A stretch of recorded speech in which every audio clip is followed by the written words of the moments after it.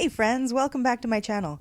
This is Sare Liz, or as some know me, Mother Sare, and I've got a sermon for you today. The quality is a bit different than this intro because it was recorded during a worship service. These are audio-only recordings because that's what's manageable at this time. For more details concerning when, where, and what bits of the Bible were being preached on, look to the description below this video. I hope you enjoy the message. Here we go! I could talk about Jesus and the little apocalypse here in the gospel, but instead I am going to turn your focus to the letter to the Hebrews. Now, a little bit of background on this particular letter. In some Bibles it may say, oh, this is one of the letters that Paul wrote. Paul did not write this letter. There are some letters in the Bible that we are pretty sure we really think Paul wrote that one. And there are some letters in the Bible that we think, well, Paul might have written them, or maybe like a really close student emulating Paul, because that was a thing back then. A really close student emulating Paul might have written it. And then there were a couple of letters where like, Paul did not write that. Paul did absolutely not write that one. Don't say Paul wrote that. This falls into the third category of absolutely not, Paul did not write this. What that means is that there are some bits of Hebrews that are really good. There's some really good stuff in there that you can sink your teeth into and think, well, how do you like that? That is just what my life needs right now. And then there are other parts of Hebrews where you're like, really? This is in the Bible? Oh dear. There are definitely some oh dear moments in Hebrews. This is not one of them. Even though it mentions dreadful death scenarios and a prostitute, this is not one of those oh dear moments. Because what the writer of Hebrews is trying to convey here is that you are not alone. No matter how difficult your life is, no matter how hard it is, no matter how persecuted you feel, no matter how sick you are, no matter how wronged you are, no matter how injustice has crashed upon your head and decimated your life, you are not alone, and God has not abandoned you.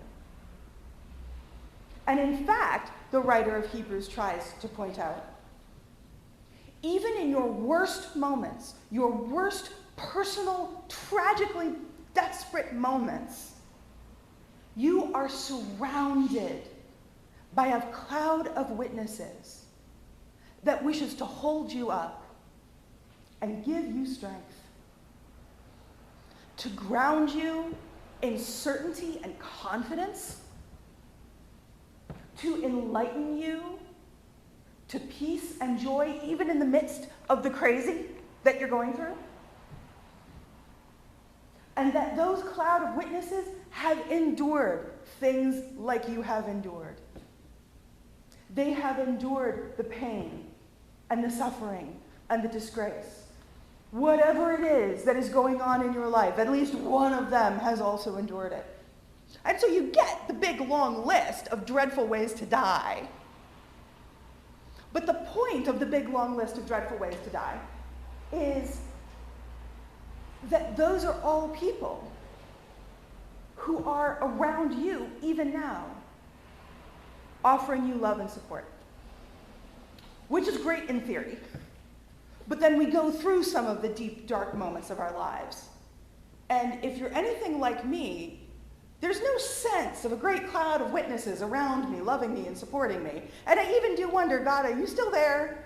Like, I have faith that you're still there, but I don't feel anything. I don't feel love. I don't feel answers to my prayers. I don't feel jack. And so I bring you a story, which probably shouldn't surprise you. So I had an experience of the great cloud of witnesses. And some of you may know that a few years ago, in the midst of like my worst migraines, I attempted to run 2 half marathons and did the appropriate training. I know, it's completely nuts, and I don't recommend it to anybody. And if I could look back at my past self, I would say, please be smarter. But you know how those conversations go. The past selves, they never listen. So I attempted to run 2 half marathons, and I did all of the appropriate training beforehand. And I say attempted because I didn't actually finish the 13.1 miles. At most, the farthest I got was 10 miles, which apparently is where these legs just poop out. Once I've done 10 miles, my body is finished. Please just carry me to my bed. That's kind of the state I'm in. But I was very proud that I got these legs to go 10 miles at one go. So the first half marathon that I attempted it with one of my good friends and my husband and my eldest nephew. And we were in Anaheim, California, running around Disneyland, which is a great place to endure utter humiliation. So I'm there, and there comes a point in time where if you are slow enough in one of these big professional races, they will tell you you can't go on anymore because they have to close the race course at some point to let, normal traffic go by and businesses open and things happen. So there comes a point in time for the extreme slow pokes, that would be me. I can do 10 miles, but not quickly. It comes a time where they have to decide, okay, I'm either going to try to go faster so I can actually finish the race in the allotted time limit, or I'm just going to have to give up and admit defeat. That time came for me. It was just before mile 9 in that particular race. And I looked to my faithful husband, who had been pacing me the entire time. Can he run faster? Oh, heck yeah, he can run faster. But he stayed with me because he is a good person. And my eldest nephew, who at that point, could he run faster? Oh, heck yeah! Heck yeah, he could run faster. So I look to them and I say, you guys should go on. And my husband says, because he's a good man, are you sure? And I say, no, it's fine. And I think to myself that I'm telling the truth at the time. I think that it is fine. I say, no, it's fine. You go on ahead. So he says goodbye, and I give him, I had little snacks on my person in various pockets, and because apparently, I didn't realize this until I started training, if you run that far, the body needs constant refueling, and it needs a certain kind of refueling, stuff that's easy to digest but really high in sugar, because if you don't refill, then you fall over, and we didn't want that. So I handed him little snacks and little packs of hydration, because I was going to be swept, and he went on, and when he had turned the first corner, because these tracks and these courses are all very turny and twisty, and when he turned the first corner and went out of sight, I discovered a whole host of abandonment issues I never knew I had. And this was like self-awareness 301, a more advanced course than I had had before. And that's when the tears started falling. Not pretty tears, not Hollywood tears, ugly tears. Totally incapable of stopping them, incapable of crying delicately and beautifully and in a decidedly feminine manner. There was nothing feminine about this. These were ugly tears. Snot everything. Happily, I had a hanky, but I went through it pretty quickly. So this was level 1, dealing with my unknown issues. Level 2, dealing with my unknown issues. Oh, it gets better. I start having serial asthma attacks. Do I have an inhaler with me? No. Has exercise-induced asthma been an issue for me for decades? No. I proceed to have 7 asthma attacks, one after another. And I still haven't gotten to that medical point where they'll be like, yes, you can stop here and we will give you medical aid and we will sweep you. Now, you can always just sit down on the course because a medic on a bicycle will be by eventually to make sure you're okay.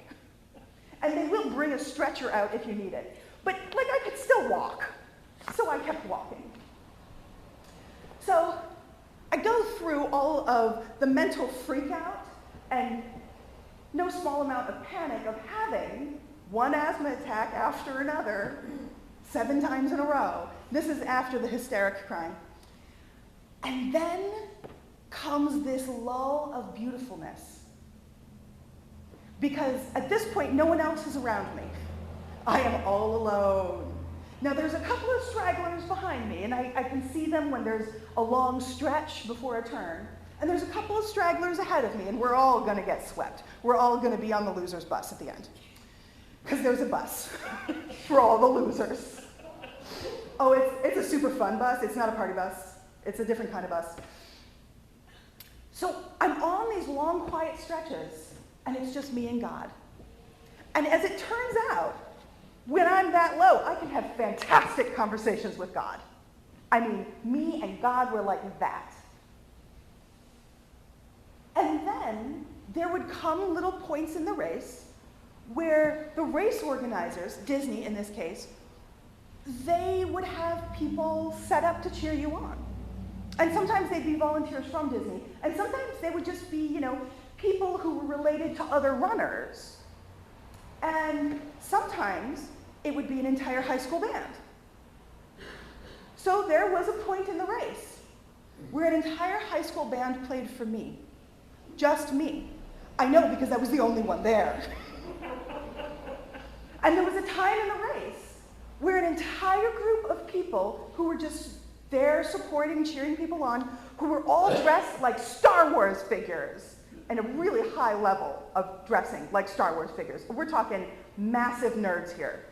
And I might be a massive nerd, because the whole race was Star Wars themed. Where they were cheering me on. Me alone. I know, because I was the only one in that section of the course. I was the only one in sight this way, and I was the only one in sight this way. And that, friends, is my little brief experience of being surrounded by the cloud of witnesses. Because if you imagine that in that somewhat delicate emotional state I was in, and let us just call it a somewhat delicate emotional state, I couldn't even scream out thank you because my lungs weren't working that well. I could breathe well enough to continue walking, but after 7 serial asthma attacks with no little inhaler, I couldn't even say thank you to a police officer who was holding back traffic, who was 5 feet away in a way that could be heard. So I had no way to express my gratitude. But when the high school band played just for me, and they played 2 songs because they took a while to get past them. When they played just for me, I was overwhelmed. And I cried again, but they were pretty tears this time. They weren't the ugly tears. They were the beautiful, gentle, feminine tears. I cried again because I could feel the love. Did they know me from Adam? Oh, heck no! Will I ever see any of them again? No. Were some of them thinking to themselves, isn't it over yet? Can't we pack up? Probably. In fact, because there was no traffic around and there were no people around, I heard some of their grumbling before they struck up again. But they struck up again. Every single one of them was like, okay, let's do it. Whatever it is that they were playing, I can't actually recall. I've displaced a lot of the memories from that day. But there I was in one of the lowest moments I've had, feeling totally abandoned by a husband who I told to go ahead, so he doesn't get any flack from me because I said it was fine. And he's like, are you sure? I'm like, no, it's fine, I'm fine. It's totally cool. It wasn't cool. It wasn't remotely cool. It happened again on the second race, by the way. I didn't learn my lesson. I told him to go ahead. I made it 10 miles on that one. And still I cried. And still the asthma attacks came. But I had an inhaler this time. So it was great. But my point here, funny though the story is in retrospect, is that moment that I had where those complete strangers were cheering on, the complete strangers were playing me music and encouraging me and yelling things like, you can do it! You're doing great! And I thought to myself, you're lying! I know you're lying! They weren't. Because relatively speaking, I was doing great. And it took me a while to realize that only an idiot trains for half marathons during that level of migraine pain. And yet I was able to do this. And I was able to do it safely. And I was able to learn a lot about myself. But in my lowest moments of my running career, which definitely were those 2 races, I knew I wasn't alone. And it was after a long period of thinking, oh my God, I'm so alone. I'm so alone. It's just me and God and the city of Anaheim. Because not all of the race is inside Disney, because apparently Disneyland isn't that big. So a lot of the race is actually outside on the highways of Anaheim, which they closed down, which is why they want the race to end in a timely manner. Not all of us have the golden opportunity of putting ourselves in the way of such trauma. But all of our ups and downs, we are still surrounded by this cloud of witnesses. Now, it's not always a high school band, and it's not always people dressed as Darth Vader. But to each their own. And what the writer of Hebrews was trying to get across, and what I experienced in that moment of great aloneness, even before the high school band, and before the people who were dressed like stormtroopers and Darth Vader, was that moment with God, a moment that lasted, I don't know, an hour, where I had nothing left. I didn't even have my illusions left about myself. All I had was God. And while I don't hope that any of you hits any kind of rock bottom, even when we hit a rock bottom in our lives, the one who is still there is God. The one who is still there is this cloud of witnesses that has never left us and is always supporting us. Even when we do insanely stupid things and get ourselves into this mess. Even when we're completely innocent and it just happened to us. We are never alone. Amen. Hey friends, thanks for listening. Sometimes a sermon can lift us up, and sometimes it can leave us thinking. And sometimes we can walk away seriously challenged. This is totally normal, and you're not alone. We're supposed to be comforted and challenged by God in turns. And today may be your turn. See you next time.